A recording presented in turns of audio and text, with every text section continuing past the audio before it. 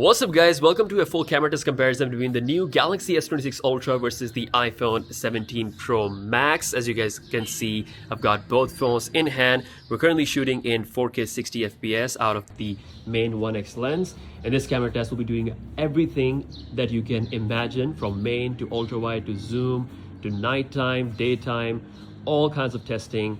So make sure you watch it till the end. This is gonna be a good one. What's up guys, welcome to a camera test comparison between the new Samsung Galaxy S26 Ultra and the iPhone 17 Pro Max. We are shooting this video in low light during night because we know that the aperture is now bigger on the main sensor of the Galaxy S26 Ultra. So we're testing that out against the iPhone 17 Pro Max to see what the actual difference is in a real life scenario. We are currently shooting in 4K cinematic mode on both phones, so that is 4K 30 FPS with that blurred background. It is kind of a night situation, but we are under a good light source, so both phones are doing the blur as they should. Also testing out the audio quality on both phones, so you can see the microphone logo that will switch depending on from which the audio is coming from, so have a look at that. And there is a little bit of a background noise right now, so you can see or you can hear which one is doing a better job in this scenario.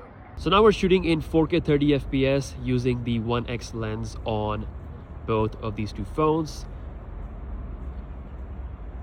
Again, 4K 30 FPS. You can see which phone is doing a better job when it comes to the lens flare is concerned. I can definitely see that on the iPhone, but Samsung is doing a much better job. Actually, I can't see any lens flaring on the S26 Ultra, which is good.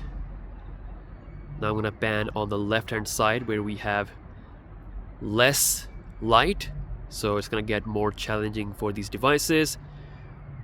So be on the lookout on who's doing a better job when it comes to the noise reduction is concerned. So let's jump into ultra wide on both devices just to have that quick test as well.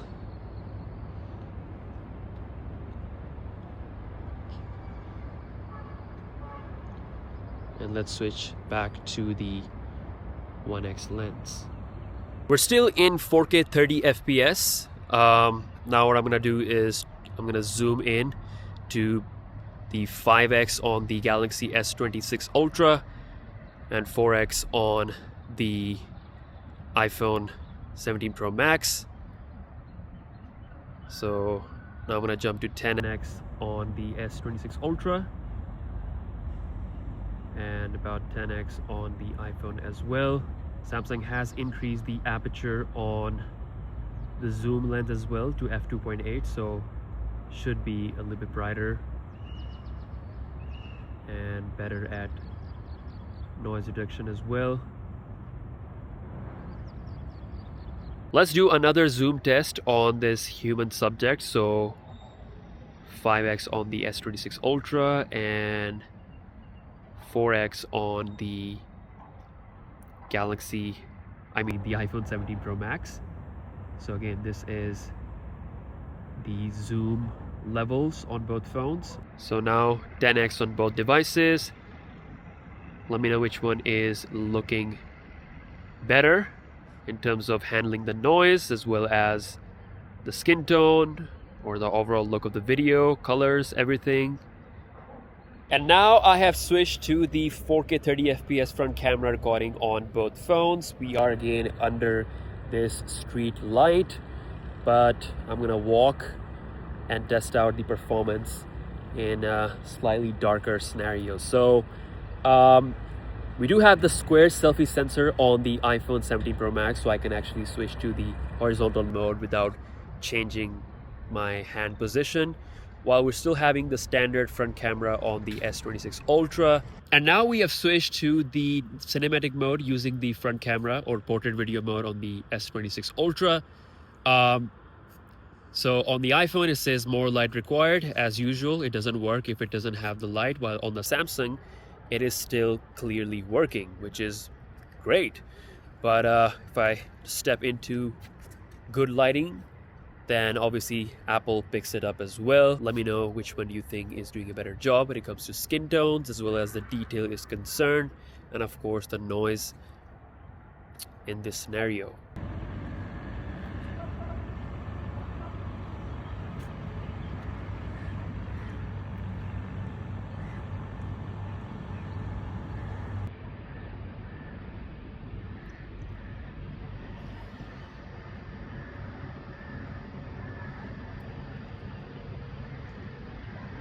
So we're now shooting a 4K 60 FPS clip in daytime.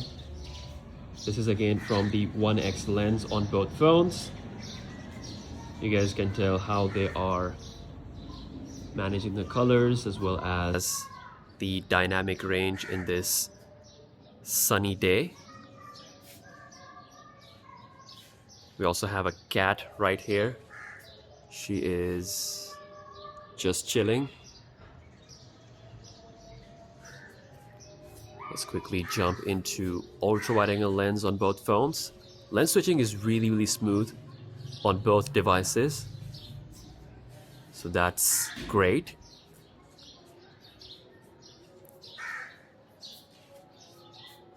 As you guys can see, it's fully handheld because it's only two phones, so not using any equipment, which makes it a little bit more interesting for stabilization. Now, something with the Galaxy S26 Ultra is that you can switch to the front camera while you're shooting the back camera video, which is something you can't do on the iPhone. So as you guys can see, I can switch to the front camera and then I can switch back without stopping the video. Once again, this is something that Apple hopefully should bring maybe in 2030 or something. They take their sweet time, but yeah, really like this feature on the S26 Ultra. So now in the 5x versus 4x zoom sensor on both phones, you can kind of see how they are processing the colors on the cat. Quite interesting difference. Another zoom sample, and it's quite interesting how they both process the sunlight. You can see how bright it is on the iPhone 17 Pro Max versus how it's looking on the Galaxy S26 Ultra. Let's do 10x zoom on both phones.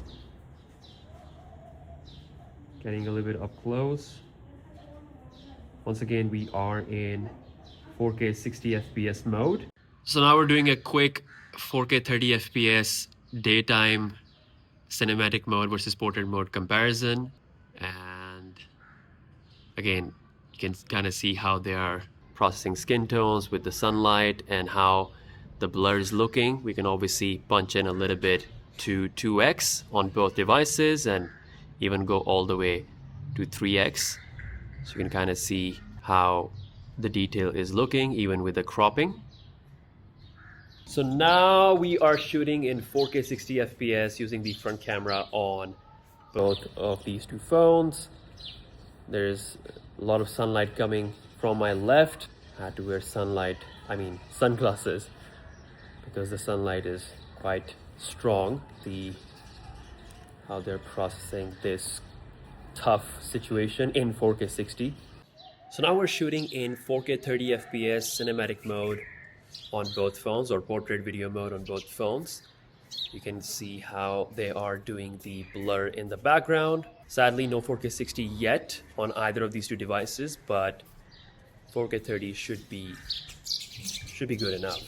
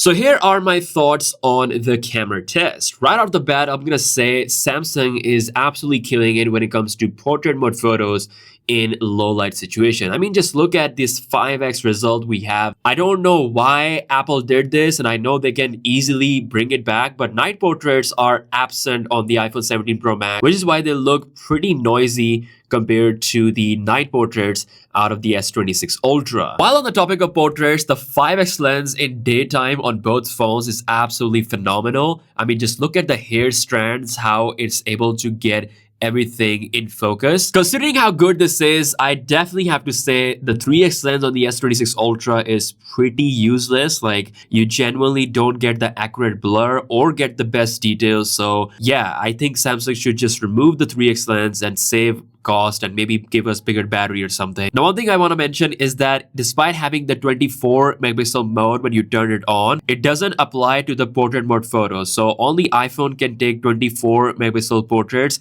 With Samsung, you can only use 24 megapixel with the standard 1x ultra wide or 5x shots. Hopefully this is something that Samsung can bring through a software update. Now, in terms of the video performance, especially in low light, I will have to say Samsung is really close, almost on the same level of noise and how it's handling the detail compared to the iPhone 17 Pro Max. Like, I can't tell a huge difference between these videos, whereas just a couple of years ago, there was way more noticeable noise on Samsung devices. So I will say the new noise reduction engine is definitely doing wonders. Now, S26 Ultra takes more natural looking photos compared to previous generations. Colors are gonna come down to personal preference, but what is appreciated is the 24 megapixel mode that's finally here. It's not on by default, so you have to enable this in the camera assistant and you have to go into a separate option. So it's a bit annoying because why not just have it on by default? But yeah, once you have it on, you get a good balance of detail